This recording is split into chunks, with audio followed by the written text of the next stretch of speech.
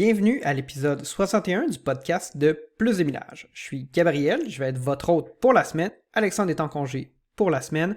Donc aujourd'hui, on fait un spécial seulement véhicules électriques. On parle seulement de véhicules qui peuvent rouler sans émissions. Donc c'est un spécial pour la semaine. On va voir si vous aimez le format. Mettez-nous un petit like en bas ou un commentaire si vous aimez ça, si vous voulez voir quelque chose de différent. Donc en fait, on va répondre à la question cette semaine. Combien ça coûte acheter ou louer un véhicule électrique? On va passer sur le configurateur de différents modèles, puis si vous aimez le format, ben dites-nous-le dans les commentaires, c'est super apprécié. Si vous voulez qu'on fasse quelque chose de différent, vous pouvez aussi nous l'écrire. On va commencer par le Tesla Model 3. Évidemment, c'est un des modèles de véhicules électriques les plus populaires. C'est plutôt prestigieux, assez dispendieux. Il y a eu des changements aussi au niveau des prix il y a quelques mois. Donc, on va répondre à la question, combien ça coûte un Model 3? Pour la plupart des voitures qu'on va présenter aujourd'hui, on va viser le modèle le plus commun, celui que les gens préfèrent acheter, en fait, qui peut être ou ne pas être le modèle le moins dispendieux de la gamme. Dans le cas du Model 3, on va y aller avec le SR+.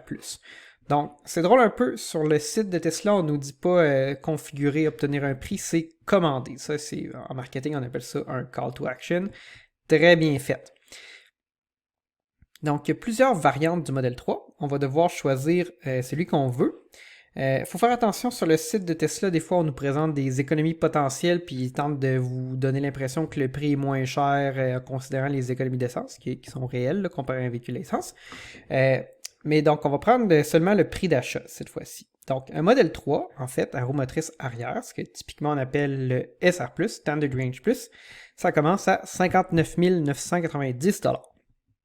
Ce modèle-là, il y a quelques mois, était environ 54 000, 53 000 quelques dollars. Donc, le prix a augmenté. Puis, Tesla, du même coup, en fait, a éliminé le modèle Standard Range, qui avait une autonomie de 155 km, qui est probablement personne n'a acheté, mais qui avait l'avantage d'être au prix de 45 000 dollars. Ce qui faisait que le modèle SR+, il y a quelques mois, était toujours disponible avec la subvention du gouvernement fédéral de 5 000 dollars.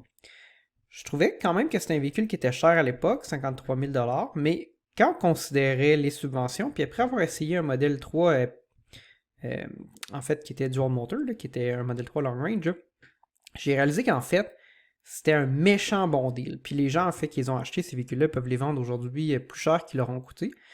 Donc c'était assez avantageux. On va choisir notre modèle à roue motrice arrière. On va avoir une autonomie de 438 km, un peu plus que les dernières années aussi, ça a augmenté récemment. Vitesse maximale, évidemment, ne roulez pas 225 km/h, 0-106 points secondes, ce qui est vite, mais pas aussi vite que le modèle performance qui fait le 0-100 à 3.3 secondes, ce qui est très impressionnant. Donc le SR+, c'est le modèle que les gens choisissent généralement, on voit peu de performance, il y a quand même un certain nombre de gens qui prennent le modèle 3 longue autonomie ou long range, qui vient aussi avec la traction intégrale. On va prendre le blanc perle. Je pense que toutes les options de couleurs sont assez chérantes chez Tesla.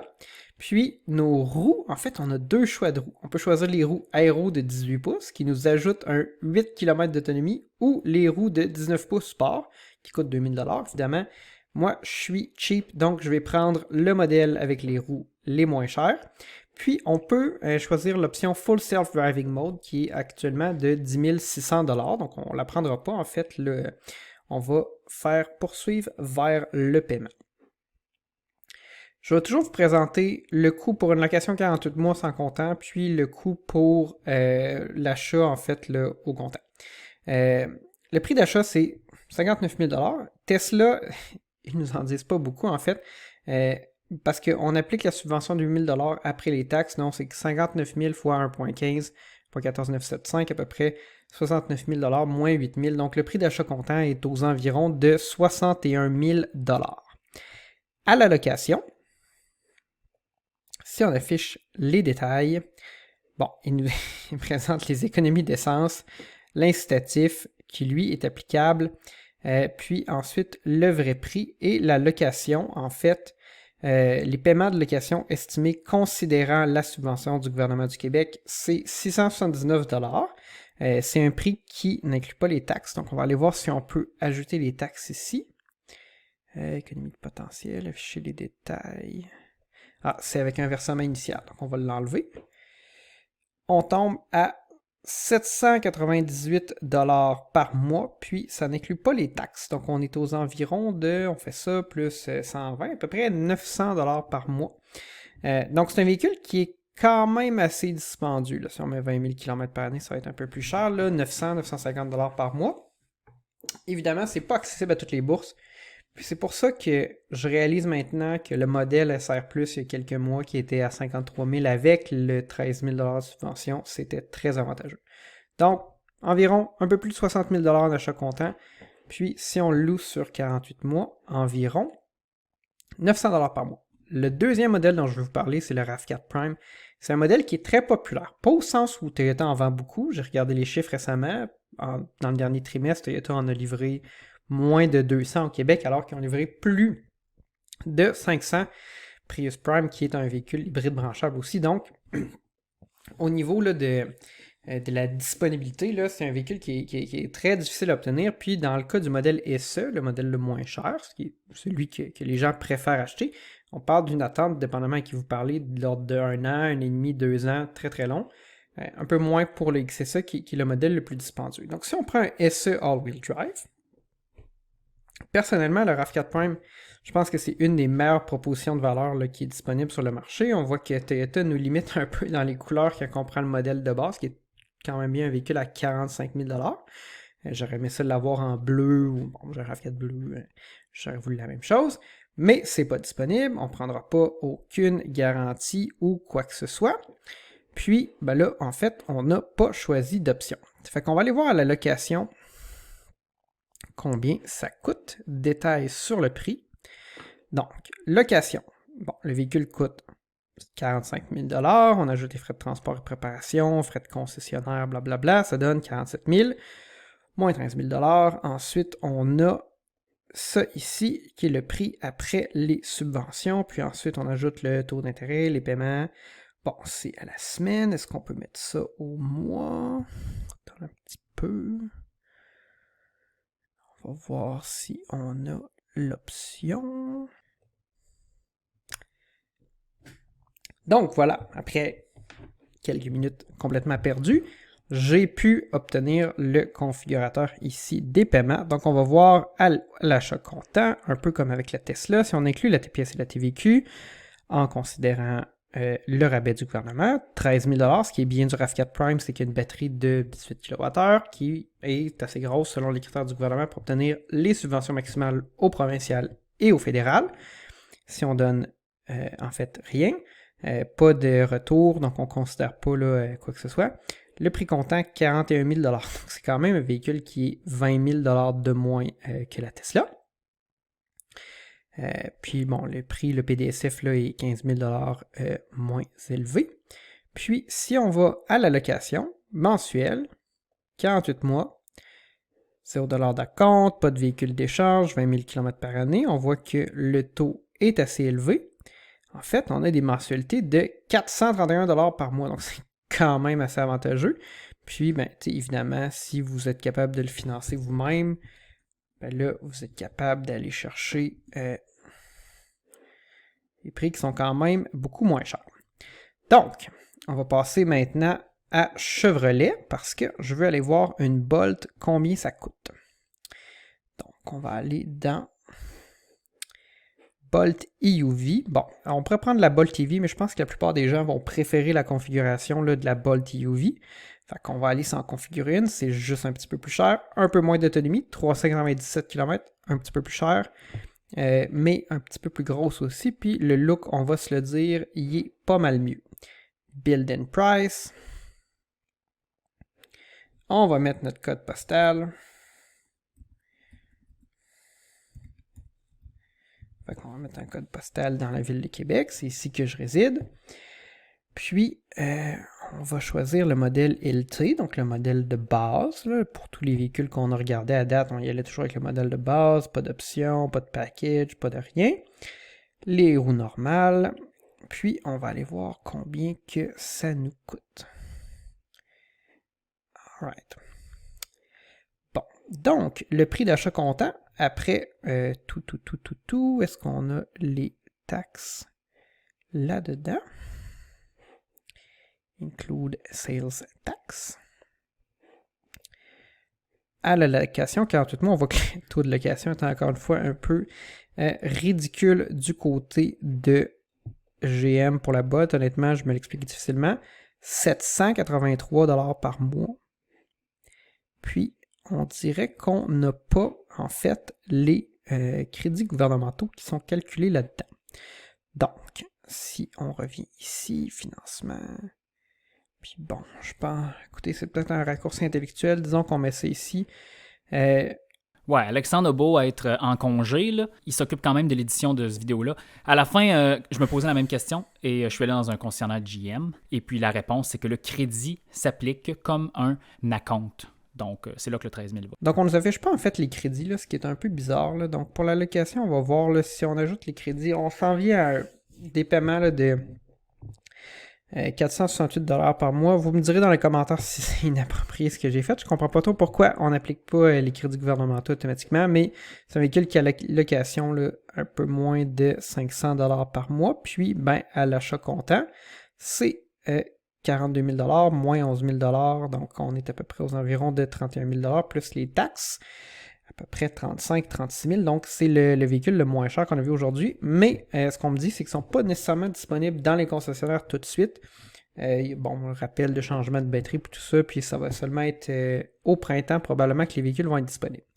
Un nouveau véhicule qui est disponible, c'est le Ioniq 5. Puis là, ce qu'on va voir qui est drôle un peu, là, c'est que en fait, à la location, en fonction du résiduel, le prix qu'on paie réellement là, sur les mensualités est assez différent. Puis j'ai ici le Ioniq 5, puis après ça, on va aller regarder la Kia Soul EV. Puis vous allez voir, là, c'est une voiture qui revient très peu cher à la location. J'ai un collègue qui en a loué une récemment, là, puis il est super content. Construction et prix pour notre Ioniq 5. Donc là, c'est sûr, je pense qu'il y a beaucoup de gens qui vont vouloir le modèle Preferred longue portée à traction intégrale, qui est 54 995. Le modèle Essential, il y a la petite batterie, il n'y a pas la recharge la plus rapide. Donc en fait, ce qu'on va aller faire, c'est qu'on va aller prendre le Preferred longue portée. Je pense qu'il va être un des modèles les plus populaires. On prend ça ou on prend le Preferred? On va prendre le Preferred. On va prendre le modèle un peu moins cher. On va aller voir combien ça coûte. Fait ici, on l'a sélectionné. Comme d'habitude, on inclut les taxes, on inclut la destination, on prend le rabais du gouvernement fédéral. Est-ce qu'on a le rabais provincial? Non, parce qu'on n'est pas au Québec. Procéder.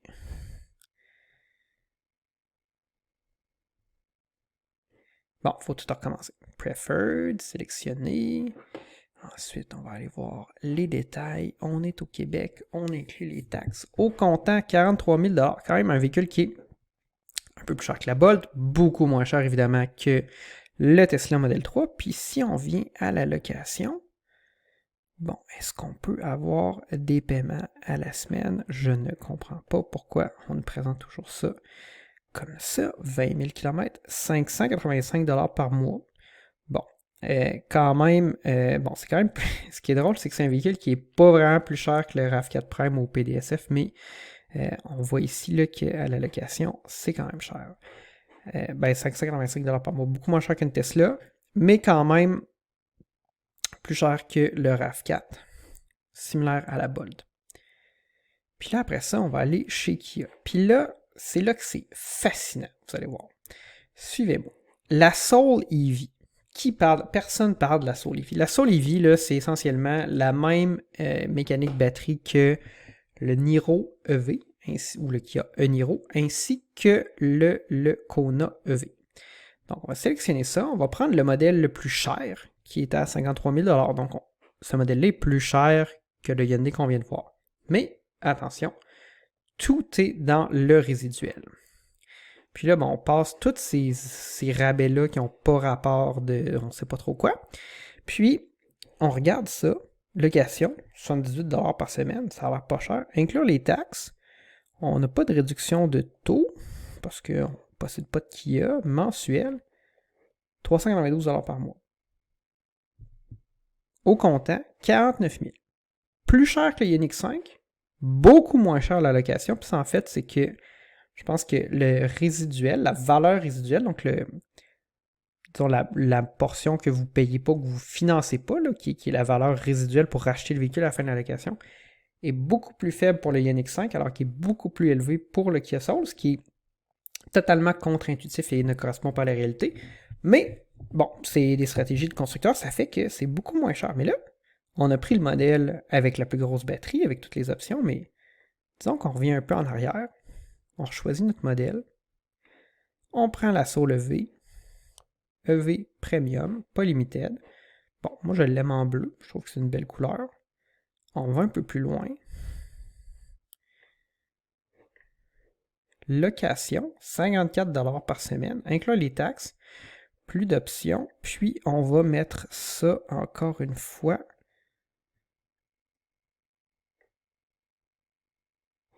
Mensuel, 240$ par mois. Ça inclut les taxes. Vous pouvez louer aujourd'hui un véhicule électrique qui a près de 300 km d'autonomie pour 240$ par mois. Vous mettez 20 000 km par année, 251$ par mois. À l'achat comptant, 38 000. Ça, c'est pas un véhicule, honnêtement, que j'achèterais, mais à la location, le résiduel est tellement élevé. Puis, on considère évidemment qu'on a un 13 000 $ de subvention du gouvernement du Québec. Le prix de location est ridiculement bas. Honnêtement, c'est un deal. Bon, si vous voulez vous lancer dans l'électrique, puis vous voulez essayer quelque chose de bien, la Kia, puis vous pouvez y aller avec le modèle Limited là, qui a plus d'équipement puis qui a la plus grosse batterie, c'est vraiment pas cher. Ça conclut pas mal notre épisode d'aujourd'hui. C'est sûr que c'est un format un peu différent, puis, tu sais, moi, je suis un gars de chiffres, j'aime ça parler de ça, peut-être que ça vous intéresse pas pantoute, puis vous avez pas écouté la vidéo jusqu'à la fin, puis c'est bien correct. On a un petit bonus à la fin, j'ai dit que ça serait un épisode 100% électrique, là, mais en fait, je vais prendre un petit raccourci, puis je vais aller vers les voitures à essence, là. Je ne sais pas si vous connaissez Gordon Murray. Gordon Murray, c'est l'ingénieur qui a créé la McLaren F1. La McLaren F1, bon, c'est une voiture d'exception qui a été faite dans les années 90, qui était la voiture la plus rapide du monde, la voiture qui a accéléré le plus vite, la voiture qui avait tout, en fait. Tout. Elle était en fibre de carbone. Il y avait 20 000 $ d'or dans le compartiment moteur pour le protéger. Puis Gordon Murray, il y a environ un an, il a dévoilé une voiture, la Murray T50, qui allait être encore une réincarnation de la McLaren F1 plus légère, un peu plus puissante, avec un V12 qui révolutionne à 12 100 tours par minute. Puis, ben, en fait, depuis le dernier épisode, il nous a dévoilé un nouveau modèle qui va être le T33. Donc, si vous n'avez pas 2 millions de livres sterling pour vous acheter une T50, vous allez pouvoir vous acheter une T33 qui vraiment... Attendez, je vais essayer de vous trouver une belle petite photo ici.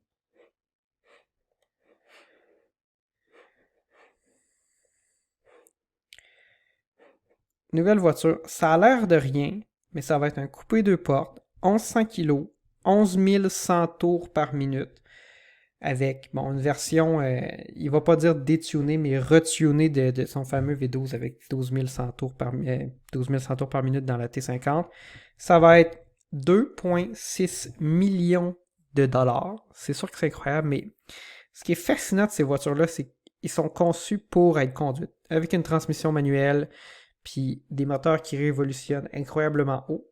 Puis, force est de constater que les temps changent. Ça va être la dernière voiture qui est non hybride, en fait, qui est lancée par Gordon Murray. Donc, même cet ingénieur-là qui a conçu des voitures de course, des voitures d'exception, il va passer à l'électrique un peu, ou vers l'électrification. Donc, c'est là où on en est. Ça va être la dernière voiture de son genre, puis évidemment, on n'aura probablement jamais la possibilité d'essayer ça à plus de millage. Mais qui sait, peut-être un jour, peut-être que si vous likez cette vidéo-là, on va se rendre là. Donc en fait, on va vous dire à la prochaine.